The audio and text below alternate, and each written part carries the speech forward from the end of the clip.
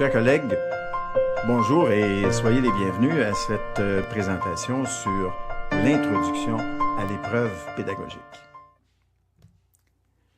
Le concours de recrutement pour le grade de maîtrise hospitalo-universitaire est destiné à tout médecin ayant acquis le diplôme d'études médicales spécialisées, le DEMS, en sciences de la santé, ou tout médecin en post-service civil. Il est régi respectivement par les arrêtés publiés au Journal officiel numéro 23 du 4 mai 2008 et l'arrêté interministériel numéro 34 du 19 novembre 2009. Parlons tout d'abord des problématiques. Ceci révèle l'immensité des tâches de gestion de cet important bassin de candidatures et pour l'analyse préliminaire des dossiers et les rapports d'activité. Cela témoigne également de la course derrière la documentation que doivent se procurer les candidats pour compléter leur dossier.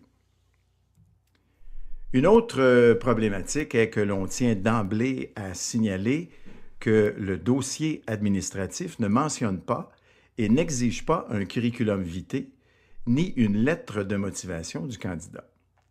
Par contre, il mentionne textuellement de fournir une lettre de demande manuscrite de participation au concours.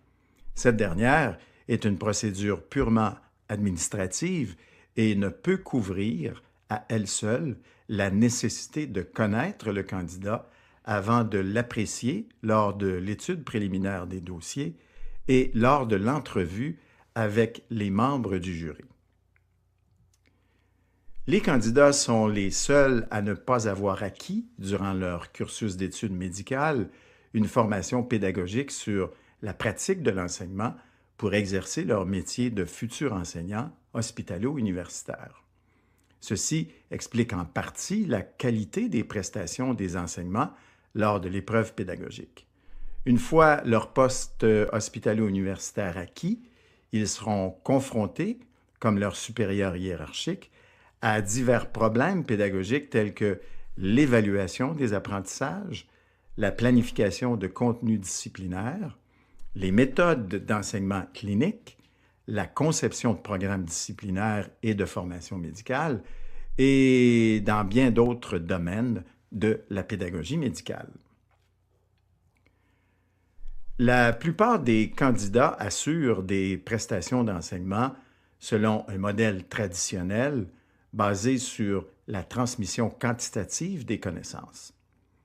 L'acte d'enseigner et le processus d'enseignement sont souvent peu planifiés, voire improvisés, et font souvent appel au bon sens et à l'intuition, mais la plupart des futurs hospitalo-universitaires sont motivés à procurer des pratiques enseignantes et des apprentissages de qualité. Hélas, ils n'utilisent pas les bonnes méthodes d'enseignement et les bonnes stratégies d'apprentissage pour y parvenir. C'est sur ces deux derniers aspects pédagogiques très importants que le jury doit focaliser toute son attention lors de la prestation d'enseignement des candidats. De plus, par manque de connaissances en pédagogie, cette prestation est centrée plus sur l'expertise disciplinaire que sur le processus d'enseignement. Ce dernier représente l'essence même de cette prestation et de l'activité pédagogique en général. L'idéal serait de donner la chance au futur candidat de s'exprimer sur son cursus ou son processus d'enseignement et sur ses habiletés de communication.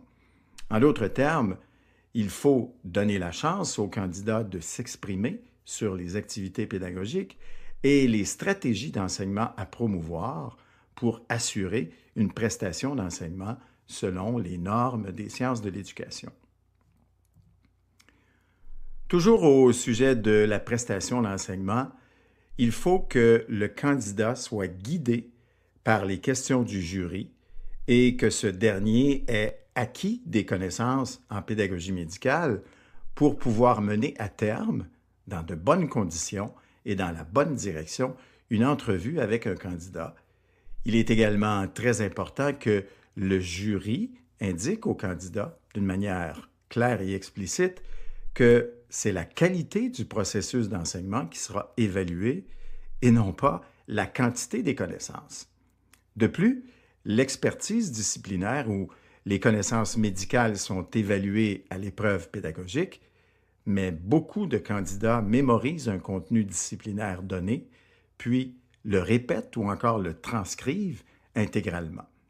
Cette prestation est une course contre la montre pour déballer le maximum d'informations sur une pathologie choisie.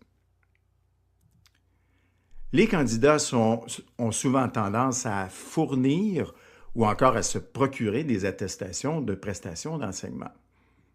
Ces attestations représentent une pondération quantitative et non qualitative de l'acte d'enseigner, et de plus, ces attestations et le nombre d'heures enseignées ne nous renseignent en rien sur l'acquisition d'habiletés à enseigner, ni sur la qualité pédagogique des enseignements. La meilleure façon d'évaluer l'acte d'enseigner est de donner la chance au candidat de s'exprimer ou de faire des réflexions sur son propre processus d'enseignement et non pas sur le nombre d'heures ou sur la présentation d'attestations sans valeur académique. Au sujet du rôle du jury maintenant, l'entrevue représente la pièce maîtresse de l'évaluation du candidat où le jury doit découvrir sa personnalité, observer ses comportements, apprécier ses connaissances médicales et jauger ses compétences pédagogiques et de communication, tant écrites que orales. Pour sa part, le candidat doit démontrer sa performance en communication, sa crédibilité et sa probité intellectuelle, ainsi que de confirmer la véracité de ses activités pédagogiques et hospitalières. Chers collègues, si vous avez des questions, je vous invite à les poster dans le forum de discussion. Je vous rappelle que ce forum est avant tout un espace d'apprentissage, de communication, de collaboration et de partage des connaissances et des expériences professionnelles. Je vous invite donc à y participer activement afin de dynamiser cette formation en ligne. Merci de votre attention.